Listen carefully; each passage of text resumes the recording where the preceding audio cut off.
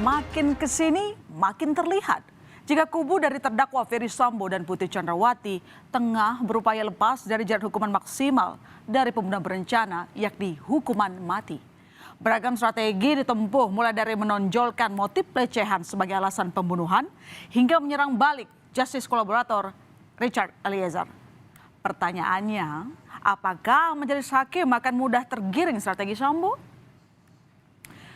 Perlu diketahui saudara, dalam KUHP ada 2 pasal yang mengatur mengenai tindakan pidana menghilangkan nyawa orang lain dengan sengaja atau istilahnya pembunuhan, yakni pasal 338 dan pasal 340.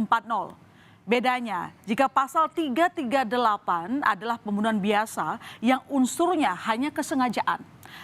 Kalau pasal 340 ada unsur pemberatnya, yakni perencanaan. Pasal 340 tentang pembunuhan berencana inilah yang didakwakan pada Ferdy Sambo CS. Dari segi hukumannya tentu lebih berat pasal 340 karena maksimalnya hukuman mati. Sedangkan 338 ini hanya maksimal 15 tahun. Nah, selama sidang ini ada upaya kubu Sambo yang ingin menggeser dakwaan tentang pembunuhan berencana digeser menjadi pembunuhan yang terjadi spontan karena motif kekerasan seksual yang menimpa Putri Chandrawati. Pasal ini justru merumuskan aspek kesalahan itu dalam bentuk dengan sengaja.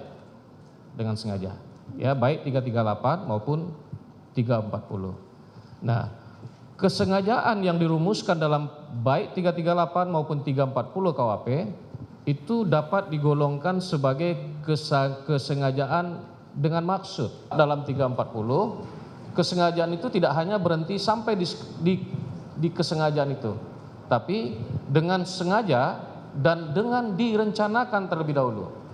Jadi unsur direncanakan terlebih dahulu ini adalah merupakan unsur pembeda yang sangat elementer antara 340 dan 338. Bukti perencanaan Ferdy Sambo sudah diungkap oleh Richard Eliezer yang menyebut jika perumusan skenario jahat pembunuhan Yosua terjadi di lantai 3 rumah Saguling.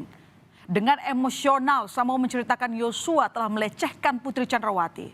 Karena alasan itu, Sambo memerintahkan Eliezer menembak Yosua.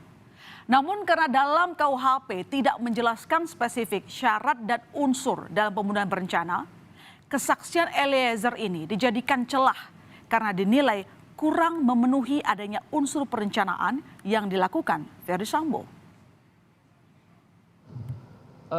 Kehendak untuk melakukan perbuatan itu harus diputuskan dalam suasana tenang,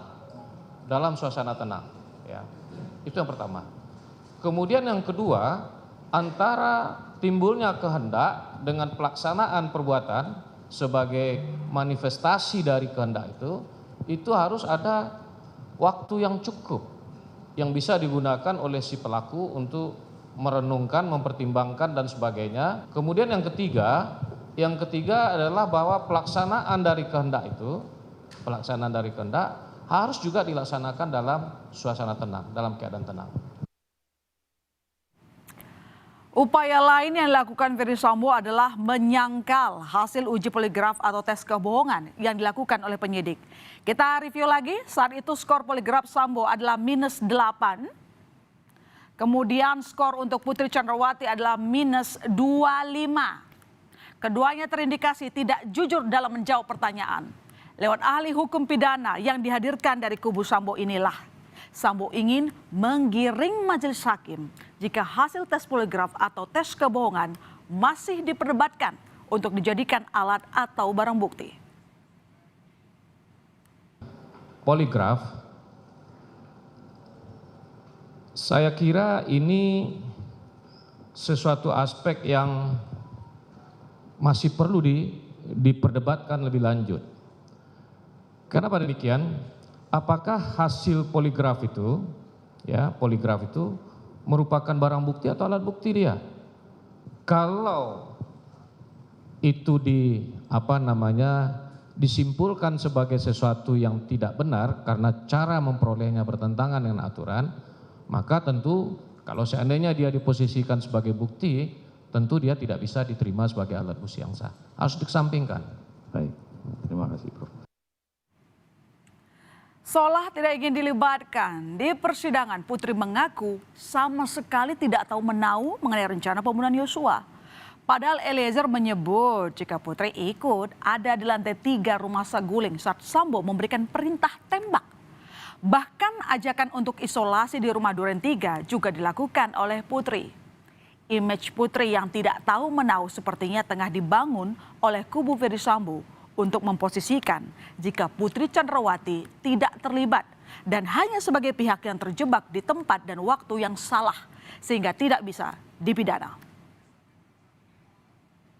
Yang tidak tepat saya kira, tidak benar menurut pendapat saya, kalau seandainya orang tidak mengetahui sama sekali, akan tetapi kebetulan ada di tempat itu, berada pada tempat yang salah dan waktu yang keliru, maka tentu tidaklah bisa memposisikan orang itu sebagai turut serta dalam melakukan tindak pidana tersebut. Tersudut dan dikupas habis-habisan oleh Richard di persidangan, kubu Ferdy Sambo pun mengeluarkan strategi lain dengan menyerang status justice kolaborator yang disematkan ke Eliezer. Pihak Sambo berupaya menggiring opini jika Richard Eliezer berbohong dengan menggarisbawahi keterangan Eliezer yang banyak berbeda dengan rekaman CCTV. Serta menekankan jika kualitas atau nilai keterangan saksi justice kolaborator sama dengan kualitas keterangan saksi terdakwa lain. Apakah keterangan seorang saksi pelaku yang JC, dia boleh berdiri sendiri dan boleh berbeda sama sekali dari keterangan saksi yang lainnya dan tetap menjadi prioritas keterangan yang digunakan? Tidak ada satu aturan pun, ya, atau bahkan tidak ada satu pendapat pun dalam doktrin yang ditemukan yang menyatakan bahwa justice kolaborator itu kualitas atau nilai keterangannya sebagai saksi itu berbeda dengan saksi yang bukan sebagai justice kolaborator. Keterangan dia itu sama nilainya dengan keterangan-keterangan saksi yang lain yang bukan justice kolaborator. Namun pernyataan mengenai kualitas keterangan justice kolaborator ini ditanggapi berbeda oleh jaksa penuntut umum. Menurut jaksa, justice kolaborator memiliki posisi lebih tinggi karena telah dinilai layak untuk mendapat perlindungan dari LPSK dan perlu adanya bukti ancaman akan keselamatannya. Namun ahli pun menyatakan status justice kolaborator hanya hakim yang menentukan. Untuk penghargaan secara khusus, Dia itu akan meringankan hukuman bagi dia. akan meringankan. Bagaimana cara dia mendapatkan penghargaan secara khusus itu? Tentu melalui putusan hakim. Putusan hakim. Putusan hakim. Baik, sebelum kepada putusan hakim, siapa pihak yang bisa menilai seseorang ini layak sebagai JC atau tidak? Yang bisa menilainya? Kalau saya tidak salah itu LPSK. LPSK. Artinya pada saat LPSK sudah mengeluarkan surat persetujuan bahwa dia layak sebagai JC, LPSK sudah mempertimbangkan yang tadi, tindak pidana lain yang mengancam jiwa. Pasti sudah. Pakai mic tolong, Mas Saudari. Enggak, saya kira tidak seperti itu, ya. Memang LPSK sudah memberikan penilaian, mempertimbangkan bahwa dia ini layak untuk dijadikan sebagai justice kolaborator karena ada situasi atau kondisi yang bisa membahayakan keselamatan dia. Tapi yang menentukan tetap yang mulia majelis hakim. Artinya, apakah ini layak apa tidak? Ya, bukan tanpa alasan, Sambo begitu bersikeras melakukan beragam strategi untuk mengaburkan pembunuhan berencana. Dalam pasal 340 KUHP yang didakwa pada Ferdy Sambo dan Putri Chandrawati, hukuman yang dijatuhi bagi pelaku pembunuhan berencana tidak main-main. Paling ringan adalah 20 tahun penjara. Lalu hukuman seumur hidup dan paling maksimal adalah hukuman mati.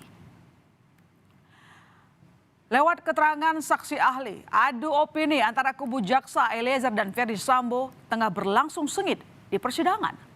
Keahlian dari masing-masing kubu akan saling diuji. Kubu mana yang pada akhirnya mengunggah keyakinan dari hakim, hanya majelis hakimlah yang dapat menilai.